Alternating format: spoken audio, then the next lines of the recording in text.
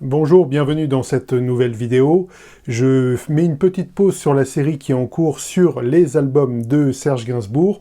On y reviendra, il nous reste 2 vidéos, simplement pour faire une vidéo que j'ai pas eu le temps de faire pour l'instant, tout simplement pour me présenter un peu. C'est vrai que vous me connaissez à travers ces critiques, analyses d'albums, à travers ces tops que j'ai établis donc successivement sur Michel Sardou, Jean Ferrat, Georges Brassens et là Serge Gainsbourg, mais il se trouve que moi-même je fais de la musique, donc je pensais que assez modestement c'était assez sympa de faire une vidéo qui vous présente un peu ce que j'ai fait et ce que je fais, parce qu'il y a une petite actualité. Je viens de sortir un EP donc de 5 titres qui s'appelle Église protestante unie de France.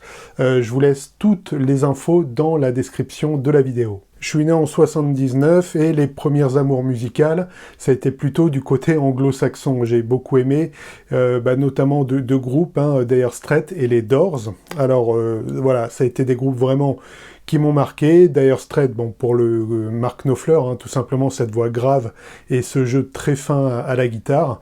Et les Doors pour la créativité générale des 6 albums, les 6 albums où il y a Jim Morrison, parce qu'ensuite il y a eu 2 autres albums.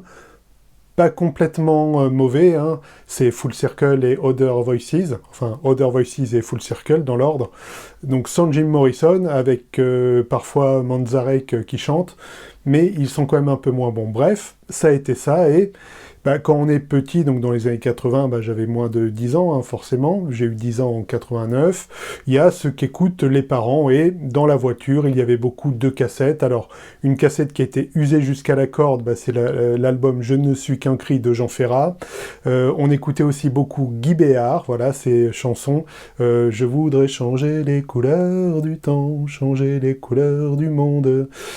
Ça, il y a eu aussi les cassettes de Gainsbourg à Gainsbar. C'est, je sais pas si je vous le retrouverai, là je vous mettrai une image, c'est l'ancien best-of qui était de couleur plutôt bleue. Voilà, il y avait aussi qu'on écoutait beaucoup des bandes originales, comme la bande originale du film Mission. Il y avait aussi alors c'est d'expression française, mais l'artiste à l'origine est italien, c'est Angelo Branduardi, où on écoutait alors les versions françaises qui avaient été faites par Étienne Rodagil. Donc c'était toujours des compositions de Branduardi, mais mises en français par Étienne Rodagil. Un artiste un peu rare d'ailleurs, peut-être j'aurai l'occasion de faire une vidéo un peu hommage sur cet artiste, peut-être injustement oublié, Angelo Branduardi. Bref, au début des années 90, mes parents m'ont inscrit au conservatoire avec l'instrument, le saxophone, parce que à côté de ça, j'aimais aussi beaucoup le jazz. Voilà, c'est mon père là qui aimait le jazz plus que ma mère, avec des artistes comme Sonny Rollins, John Coltrane. Et voilà, donc j'ai commencé le conservatoire. Au solfège, je suis allé jusqu'au brevet de fin d'études. Et le saxophone, j'ai arrêté en cours de route parce que je me suis plutôt attaché à la guitare. Et voilà, j'ai eu ma première guitare électrique, mes parents me l'ont offerte. En 94, une Squier Fender japonaise. J'ai été dans des groupes de lycée, je pense comme à peu près n'importe qui, avec toujours le même problème. On se retrouvait à 3 ou 4 guitaristes et il n'y avait pas de batteur ni de bassiste parce que personne ne voulait faire ça. Mais j'ai eu la chance quand même. Alors il y a quelques groupes qui se sont appelés Defiance, puis Storming Party, qui faisaient moitié-moitié de reprises de composition. Des reprises, c'était des reprises d'ACDC, Metallica, de Nirvana aussi, de Soundgarden, un peu tout ça, voilà. Et l'année du bac, en 98, j'ai eu des moyens, donc avec un ordinateur, et j'avais une version de Cubase, donc qui est un logiciel de musique, et je me suis dit, tiens, pourquoi ne pas faire une maquette?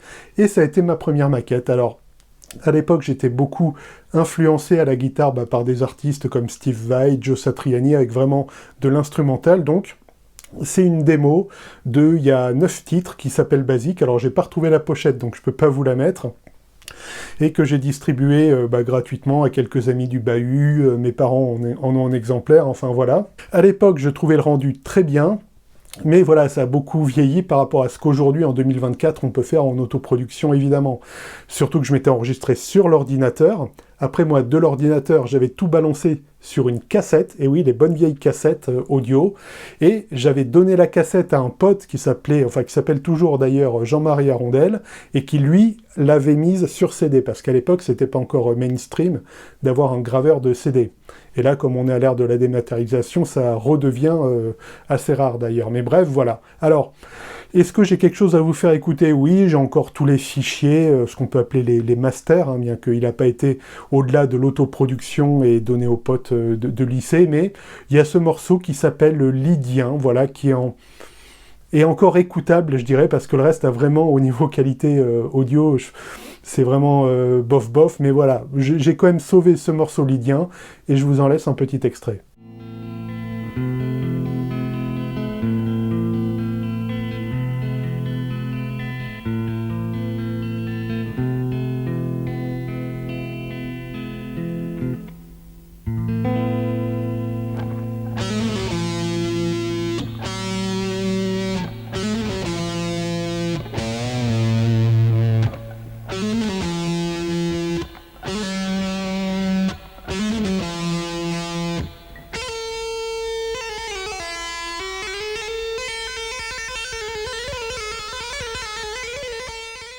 Voilà, il y avait une sorte de but du jeu, hein, c'était de jouer le plus vite possible, c'est la grande époque des shredders à la guitare, hein, ça avait commencé vraiment dans les années 80, hein, plus avec déjà Van Halen, avec Joe Satriani, Steve Vai, et voilà, donc j'avais essayé de prendre un peu ce pli maladroitement, mais avec ce morceau qui est quand même pas mal, et voilà, petit à petit, ça a changé.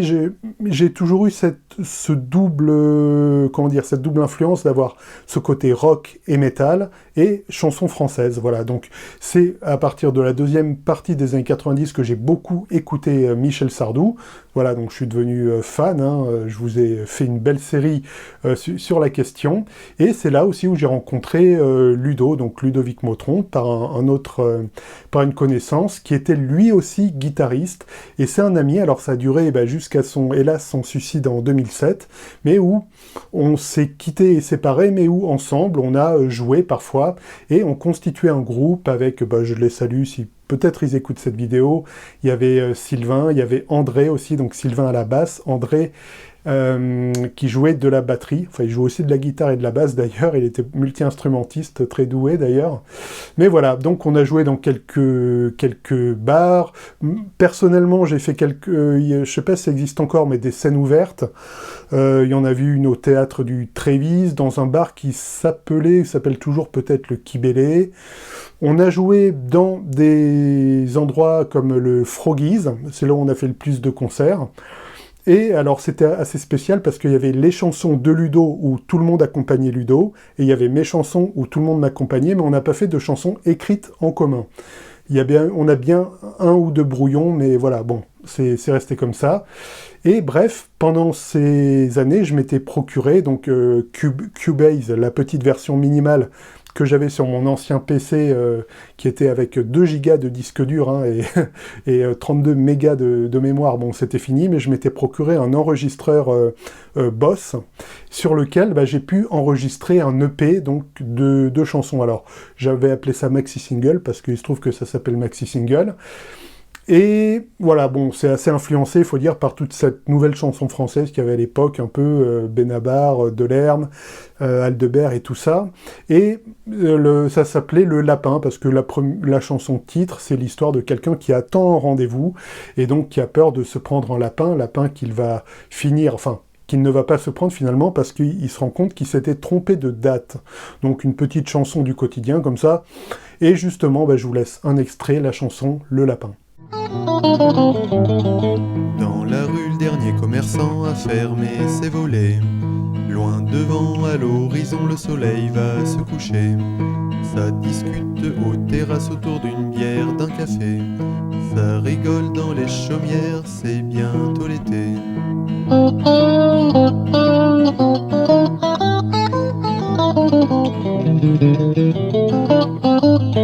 Sur le trottoir, je patiente, Marlboro à la main. À vrai dire, je m'impatiente, Erickson dans l'autre main. Je m'énerve, je m'inquiète, as-tu eu un pépin? Mais suis-je bête si ça se trouve tu m'as posé un lapin? Le temps passe, je suis las d'être planté là comme un sapin. Le temps passe, j'ai la poisse, cette soirée s'annonçait pourtant bien. Voilà, ça a continué, et l'année d'après, donc là c'était en 2004, il y a des chansons comme ça, des chansons qui dataient aussi de quand j'étais en école d'ingé, donc à l'EPF en 99-2000, qui se sont que j'ai reprises, notamment une chanson qui s'appelle Ivry-sur-Seine. Alors, à mon très modeste niveau, c'est parmi mes amis celle qui a été réputée comme étant la meilleure chanson. Là, je pense que dans le tout nouvel EP que j'ai fait, il y en a qui la défoncent largement, hein. Mais voilà, à l'époque, c'était vraiment, je pense, ma meilleure chanson, et d'autres chansons pas trop mauvaises, avec un album. Alors, j'ai pas retrouvé le disque, mais j'ai juste retrouvé la photo que j'avais utilisée pour faire la pochette, que je vous laisse là. Donc c'est bien moi, mais j'avais 50 kilos en moins. Enfin bref, voilà, donc c'est l'histoire du hamster. Et la première chanson, je vous propose un extrait justement de cette chanson, Ivry-sur-Seine. Dans le fracas du trafic jam, je rythme mes pas sur la bohème. Dieu sait que j'aime cette air-là, c'est un joli thème, vous ne pouvez pas. Dans le bar tabac d'Ivry-sur-Seine, je dis Craven-A et Heineken. Guérir ma peine dans cet endroit, c'est une chose saine, vous ne trouvez pas. Alors s'avance en catimini, des images rances, je suis en sursis. Jeux interdits ternis, je pense par mon oubli et ton absence. Il y a d'autres chansons, et c'est une période un peu particulière pour moi, où il y a eu vraiment de grandes bénédictions, hein. C'est l'époque où j'avais rencontré mon épouse, hein, c'était justement au bar Le Froggies, et Ludovic, donc l'ami avec lequel je jouais, était avec elle en agence de voyage, et elle avait proposé de venir à un de nos concerts, et c'est là où je l'avais rencontré, donc ça c'est super. Il y a eu ensuite d'autres concerts, mais on va un peu en parler. Il y a une chanson qui figure aussi sur cet album, l'histoire du hamster, qui s'appelle la chanson SAV, je vous laisse un extrait. C'est comme une vieille voiture, une chaîne IFI qui ne marche pas. On cherche où est la fêlure, et bien sûr on ne la voit pas. Ah ah, ah ah. On dirait une panne de moteur. À l'époque, aussi bien l'EP, enfin le maxi-single Le Lapin, que l'histoire du hamster, avait été distribué, alors je vous parle d'un autre temps que les moins de 20 ans, etc., mais sur un site qui s'appelait outreproduction.net. Et bon, c'était une sorte de microcosme, mais qui en fait était un peu consanguin. Les artistes s'achetaient entre eux leurs albums. Le maxi-single, l'histoire du hamster, a eu peut-être ce qu'on peut appeler un petit succès d'estime dans ce microcosme, mais voilà, c'est jamais aller au-delà, quoi. Un chanteur aussi que moi-même j'avais apprécié, hein, Michel Corniot, il s'appelait, je crois, enfin il s'appelle toujours d'ailleurs, qui l'avait trouvé très bien, voilà, et bon, ça m'avait quand même touché, parce que moi-même, j'aimais bien ce qu'il faisait.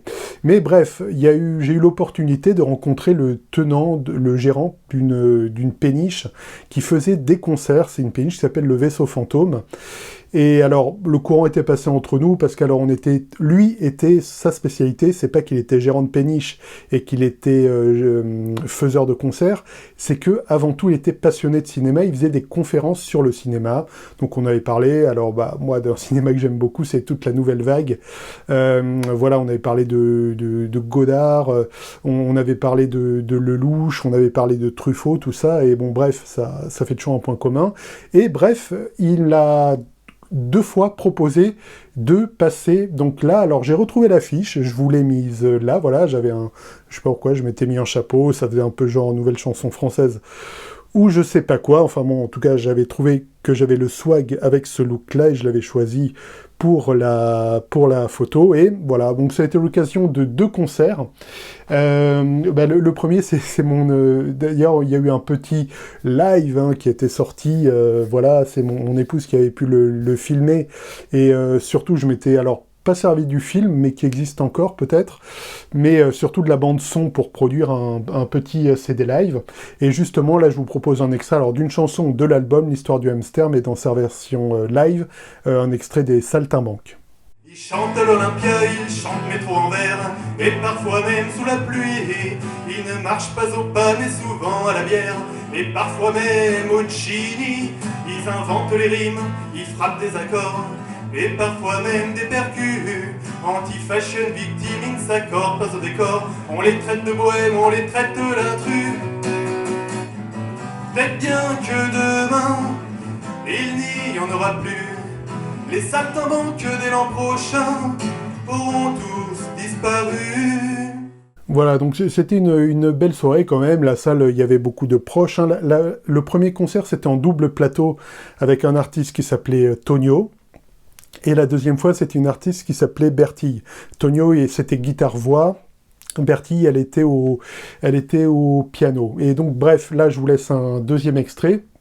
Alors, c'est une chanson que j'ai beaucoup aimé écrire. C'est un exercice de style avec une chanson où il y a, je sais plus, 20 ou 25 noms de fromages cités dans la chanson. C'est tout simplement la rencontre entre quelqu'un et la fille d'un fromager. Comme c'est beaucoup plus simple, j'ai pris l'habitude vraiment d'écrire toujours à la première personne, mais l'histoire est complètement fictive, hein. Je connais pas du tout de fille de fromager, et pas de fromager non plus personnellement. Je ne sais pas comment répondre à cela. Et pas de fromager non plus d'ailleurs. Mais donc voilà, je vous laisse un petit extrait, La fille du fromager. Il y a une chanson maintenant en hommage à une grande personne, une grande personnalité, au général de Gaulle. Qui a déclaré « La France est un pays qui a... Comment voulez-vous gouverner un pays qui a 400 fromages ?»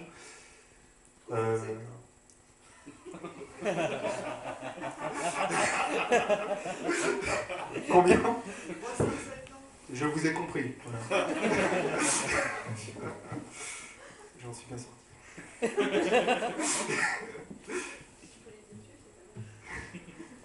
Oui, mais on fait comme ici, tu vois.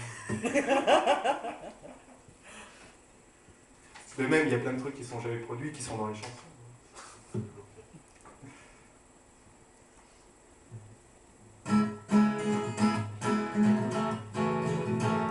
C'était mon rituel du samedi, matin et après-midi, passant devant la boutique de son père, un homme exquis, je la contemplais de mes yeux ébahis. Elle ne travaillait que le samedi, aidant son père à la découpe du brie, du roquefort, du Saint-Nectaire, j'en avais une boulimie, mais je l'achetais au supermarché, c'est moins bon, mais meilleur prix. Un samedi, je me suis lancé, j'ai franchi la porte et lui ai demandé de lait d'âme du bleu d'Auvergne, avec ceci un chèvre frais, et me suis dit que dans 2 mois, je pourrais l'embrasser. Elle n'est pas PDG, elle n'est même pas des mieux logés, elle n'a pas de montre Cartier, elle est seulement la fille du fromager. Voilà, on est en 2007 et Ludo, voilà, mon ami, se donne la mort. Alors donc c'était en 2007, ça a été quand même très dur. Bon, ça m'arrive d'y repenser, mais ça a mis un stop au niveau musique. Alors il avait lui-même sorti un petit EP.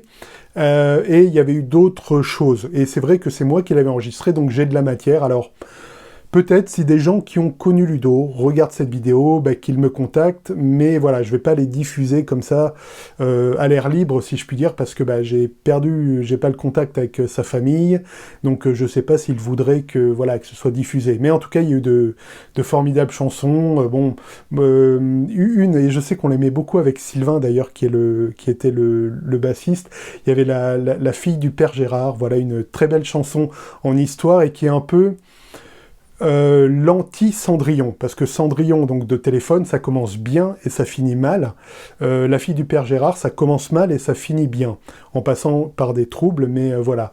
Bon, c'est une très belle chanson, très bien narrée, voilà, il y en a eu plein d'autres. Je n'ai que 20 ans, c'était sa première chanson, voilà, donc là je les cite un peu pour la mémoire, quoi, voilà. Donc, si des gens ont connu Ludo, voilà, contactez-moi, il y a moyen de me contacter personnellement via mon Facebook, mais bref, ça a mis un stop, et j'ai parlé du rock, j'ai parlé de la chanson française, et il y a une autre chose que j'aime beaucoup, c'est l'électro analogique, avec des artistes comme Vangelis, Jean-Michel Jarre, ou encore, pour parler du côté un peu plus club, Laurent Garnier. Mais je parle pas de la techno, hein, vous savez, il y avait eu la techno dans les années 90, no, no, no, no, no, no, no, no, no, no, no, no, less, no limit. Je parle pas de ça, hein, je parle vraiment de la bonne électro avec des synthétiseurs analogiques, et J'avais commencé à réfléchir, j'avais fait un premier morceau, comme ça, dans les années 2010, mais rien de satisfaisant, et finalement, comme quoi le Covid, ça a généré plein de trucs, parce que on s'ennuyait, on savait pas quoi faire. Alors, entre-temps, j'ai quand même pris mes études de théologie, donc je savais quand même quoi faire pendant le Covid, mais je me suis dit, tiens, pourquoi pas, aujourd'hui, maintenant qu'on peut s'enregistrer, faire un album d'électro analogique. Et je me suis équipé, donc d'ailleurs c'est toujours sur le bandeau de ma chaîne, vous voyez un Behringer, c'est un synthétiseur de ligne de basse pur analogique. Voilà, c'est un clone d'un Roland dont se servait Laurent Garnier. Mais voilà, donc c'est vraiment la bonne grosse électro trans des années 80-90. Et j'ai fait un album arcade. Alors, il dure quand même presque une demi-heure, mais il n'y a que 4 morceaux, donc 4 mouvements. Mais sur la durée, on est vraiment sur un album, quoi. Arcade, parce que tout simplement, il rappelle les sons qu'il y avait dans les arcades, dans les années 80. Vous savez, ces grosses bornes d'arcade, avec à l'intérieur, parfois, il y avait des vieilles consoles de jeux Neo Geo, des trucs comme ça, quand on jouait à Double Dragon, à tous ces jeux-là. Et bref, là, il est toujours disponible. Le lien que j'ai mis pour parler du nouvel EP de chansons que j'ai fait, vous verrez un peu en dessous, vous chercherez, il y a aussi le lien vers Arcade. Et justement, je vous laisse un petit extrait du deuxième mouvement.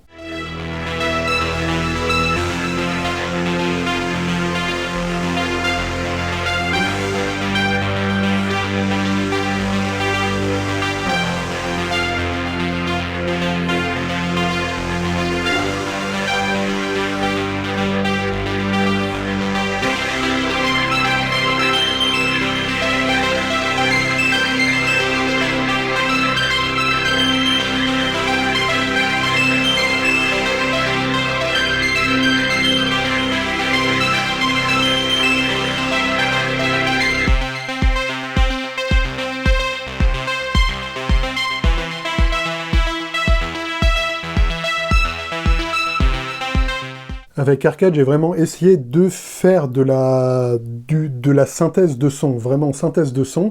Et alors, autant il y a du kick qui est toujours une certaine facilité pour être efficace sur certains morceaux, mais il y en a un où il n'y a aucun kick et tout est vraiment fait avec de l'arpégiateur et de la synthèse de son. C'est le troisième mouvement, Arcade 3, et je vous en laisse un petit extrait.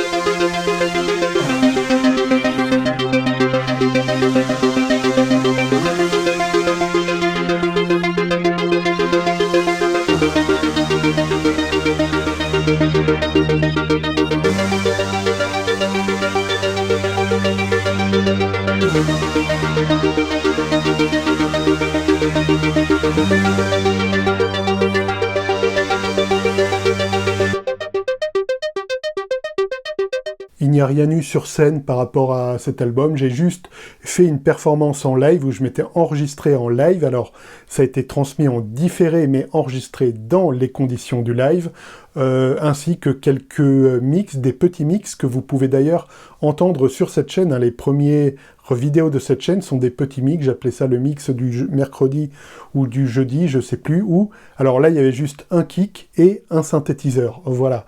Donc, mais là, j'en avais fait une version un peu plus étoffée dans ce live que j'avais appelé le live de poche, donc que j'avais enregistré pour la fête de la musique en 2021 et que j'avais sorti un an plus tard. Et notamment avec en introduction un morceau assez marquant quand même, qui est un morceau de Pourcel, Les funérailles de la Reine Marie, qui a été popularisé par Stanley Kubrick. C'est le morceau qui ouvre le film Orange Mécanique, et donc avec un synthétiseur et avec de la synthèse de son, j'en avais fait une version et ça a donné ça. «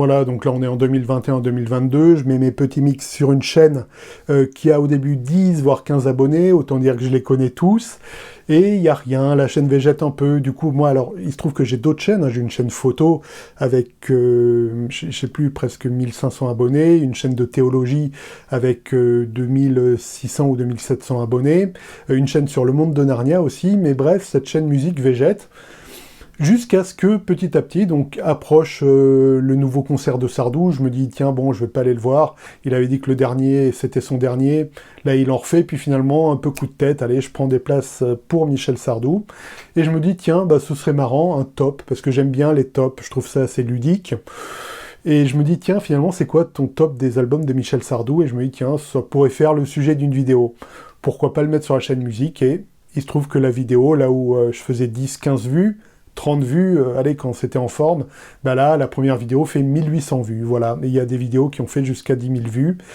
Et du coup, bah, ça relance vraiment la chaîne. Alors, au début, bah, pour moi, c'était pas spécialement une chaîne de chansons françaises, mais du coup, c'est vrai que ça l'est un peu devenu, hein, par la force des choses. Alors, je désespère pas de parler encore d'électro, d'ailleurs. J'avais fait une revue, hein, du dernier concert de Jean-Michel Jarre, là, mais de parler d'autre chose. Mais il se trouve que parlant de chansons françaises, et surtout quand j'ai abordé Sardou, quand j'ai abordé parce que je rentrais dans les détails des compositions, de l'écriture, quand j'ai abordé après Jean Ferrat, Brassens, je me suis dit, tiens, j'ai quelques chansons en placard, et pourquoi pas refaire un petit EP de chansons françaises, ce que j'avais plus fait donc depuis 2007, hein, et l'histoire du hamster. Bah du coup, c'est ce que j'ai fait. Donc, il y avait une chanson Florence, qui est devenue Prudence, dans la version actuelle, et d'autres chansons qui m'ont été inspirées, notamment, alors, je voulais rendre hommage au monde agricole avec une magnifique chanson, mais j'ai pas pu écrire mieux que Pauvre Martin de Brassens, donc je l'ai simplement reprise. Voilà, il y a d'autres choses, évidemment, hein, une mise en musique d'un poème de Baudelaire, L'Albatros, que j'aime beaucoup, évidemment une parabole sur la condition d'artiste, et une mise en musique, une adaptation d'un psaume, le psaume 67. Voilà. Donc, tout ça, bah, je le propose. Alors, je vais pas vous en laisser là un extrait, je vous propose simplement d'aller... vous pouvez l'écouter, c'est disponible sur toutes les plateformes. Vous cherchez Église protestante unie de France, Julien, vous tombez dessus, et voilà, vous pourrez l'écouter. Je vous laisse juste ici le lien, parce qu'il est sur YouTube Music. Merci de m'avoir écouté, c'était mon parcours, tout simplement, en attendant d'autres choses, et voilà, en espérant que vous appréciez ce petit EP Église protestante unie de France. Je vous souhaite une bonne écoute, donc on se retrouve dans une prochaine vidéo, et d'ici là, je vous dis à très bientôt, et n'oubliez pas d'écouter de la musique. Ciao.